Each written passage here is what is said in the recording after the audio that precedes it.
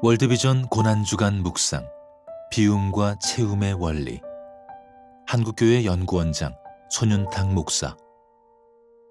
오늘의 가상칠언 말씀, 마태복음 27장 46절, 마가복음 15장 34절. 엘리 엘리 라마 사박다니, 나의 하나님, 나의 하나님, 어찌하여 나를 버리셨나이까. 오늘의 묵상 말씀, 창세기 12장 1절로 3절. 여호와께서 아브람에게 이르시되, 너는 너의 고향과 친척과 아버지의 집을 떠나 내가 내게 보여줄 땅으로 가라. 내가 너로 큰 민족을 이루고 내게 복을 주어 내 이름을 창대하게 하리니 너는 복이 될지라. 너를 축복하는 자에게는 내가 복을 내리고 너를 저주하는 자에게는 내가 저주하리니 땅의 모든 족속이 너로 말미암아 복을 얻을 것이라 하신지라. 버리지 않으면 새 것을 얻을 수 없습니다. 아브람처럼 떠나야 새로운 세계가 열립니다. 옛것을 버려야 새 사람이 될 수 있지만 그리스도 안에서 그러해야 합니다. 나의 하나님, 나의 하나님, 어찌하여 나를 버리셨나이까. 하나님께 버림받은 고통으로 부르짖는 철규처럼 보이지만 결국은 우리 인생을 위한 예수님의 자발적인 선택이었습니다. 십자가의 형벌은 당시에는 가장 잔인한 형틀이었으나 예수 그리스도 이후에는 사랑과 은총의 상징이 되었습니다. 신라권 이후 모든 인생은 나그네의 삶을 살아가고 있습니다. 주님께서는 고향을 잃어버린 인류에게 본향으로 향하는 길을 여셨습니다. 더 나은 삶을 얻기 위해 고국을 떠난 이주민들이라 할지라도 고향으로 돌아갈 수 있는 길은 그리스도 안에서의 십자가뿐입니다. 베드로는 흩어져 있는 성도들을 나그네라 불렀습니다. 고향을 떠나 가나안에 정착한 아브람이나 그 후손의 삶도 모세의 인도 아래 가나안으로 향하는 40년 동안의 광야 생활도 그리스도 안에서 본향으로 향하는 성도들도 이 땅의 나그네들입니다. 너희는 나그네를 사랑하라. 전에 너희도 애굽 땅에서 나그네 되었음이니라. 하나님은 선민들에게도 나그네를 환대하라고 명령하십니다. 아브람도 롯도 나그네를 대접하였습니다. 거류민과 같고 나그네와 같은 너희를 권하노니 영혼을 거스려 싸우는 육체의 정욕을 제어하라. 정욕을 제어하는 것만큼이나 가진 것으로 거류민과 나그네를 섬기는 일도 중요합니다. 구체적인 삶의 실천을 위한 오늘의 다짐. 불편하게 살자. 지금은 어느 때보다 자발적으로 불편하게 사는 운동이 필요한 때입니다. 스스로 십자가를 지고 절규하신 주님을 생각하며 이웃과 세상을, 그리고 하나님이 만드신 자연을 위해서라도 내가 나를 버려 희생할 수 있는 일의 목록을 작성해 봅시다. 여호와께서 나그네들을 보호하시며 고아와 과부를 붙드시고 악인들의 길은 굽게 하시는도다.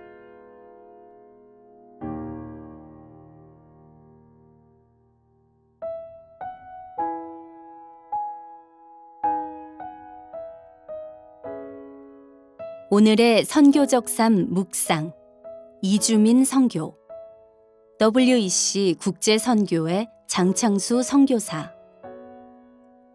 1990년대 들어 냉전 시대가 끝나고 본격적으로 등장한 세계화는 고유한 문화 속에서 살아가던 국가 간 구분을 허물고 서로를 빠르게 연결하기 시작했습니다. 또 다른 현상인 도시화는 전통적인 삶의 방식을 뒤로하고 더 나은 삶을 꿈꾸는 사람들이 특정 지역에 모여들게 했고, 2008년은 인류 역사상 처음으로 도시에 더 많은 사람이 살기 시작한 해가 되었습니다. 5,000년 역사를 자부하며 한반도에서 큰 민족적 혼합 없이 한 민족으로 살아온 한국도 이러한 시대적 흐름의 예외일 수는 없습니다. 더욱이 경제, 과학, 문화 등 다양한 분야에서 비약적 발전을 이룬 한국은 점점 많은 이들의 관심의 대상이자 기회의 땅이 되어가고 있습니다. 2010년대에 접어들어 100만 명대를 넘어선 한국 내 외국인은 코로나19 대유행 직전인 2019년에는 약 254만 명으로 늘어 인구 대비 4.87%를 기록했습니다. 이후 코로나19 팬데믹 기간 잠시 감소했다가 2022년부터 다시 빠르게 늘어 2023년 11월 말 기준 약 232만 명으로 인구 대비 4.5%를 차지했습니다. 외국인 방문객은 2023년 상반기만 전년 대비 5배가 늘어난 463만 명이었습니다.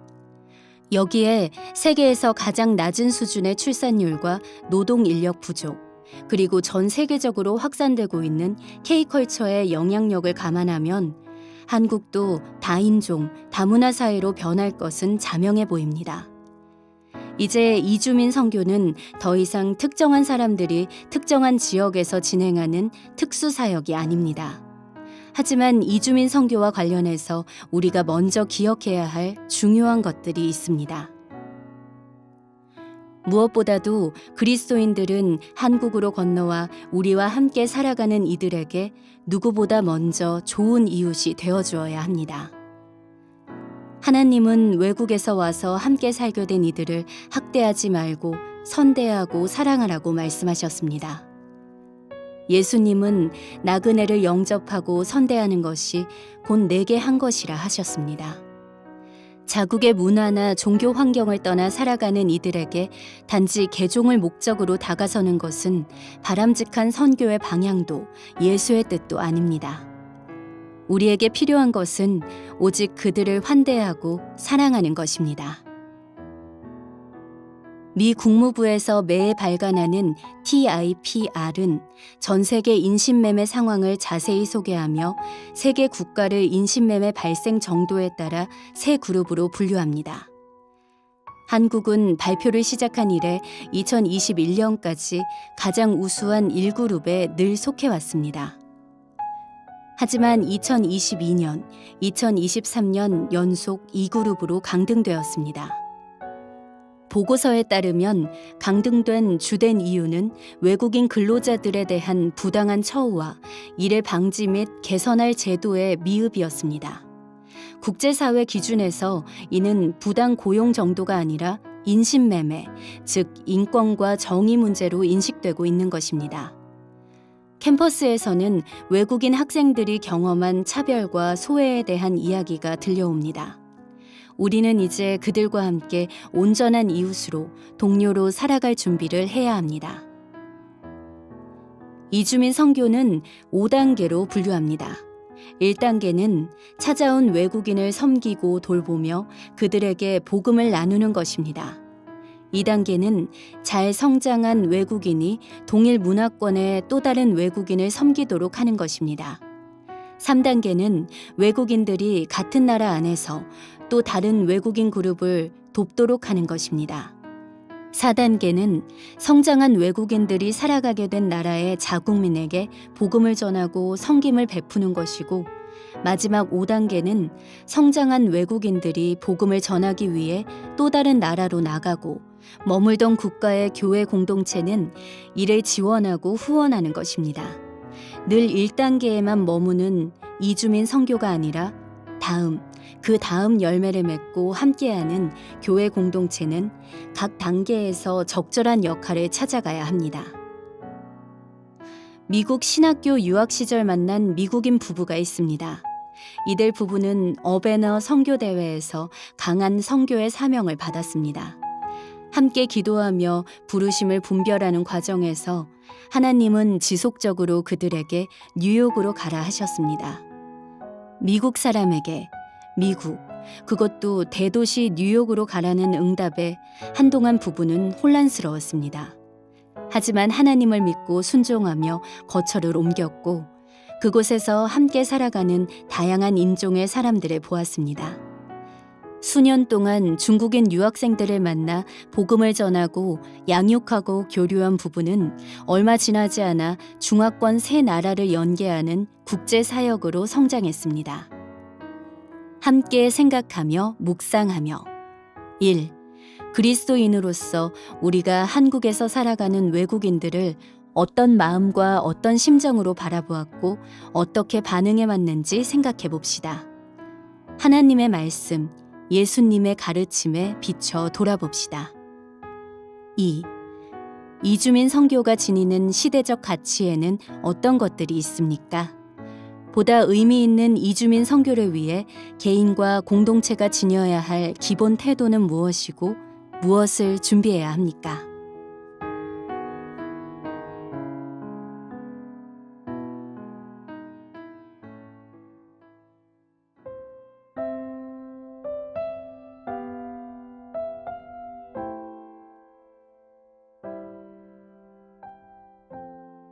오늘의 기도. 하나님, 우리 안에 이 땅을 찾아온 이주민을 향한 아버지의 마음이 담기게 하소서. 타 문화 속에 드러난 연약함을 개종의 방편으로 삼기보다 사랑과 섬김의 이유가 되게 하소서. 소자를 선대한 것이 곧 나를 선대한 것이라 하신 예수의 말씀을 기억하며 이 땅을 찾아온 이들을 선대하게 하소서. 예수님의 이름으로 기도합니다. 아멘.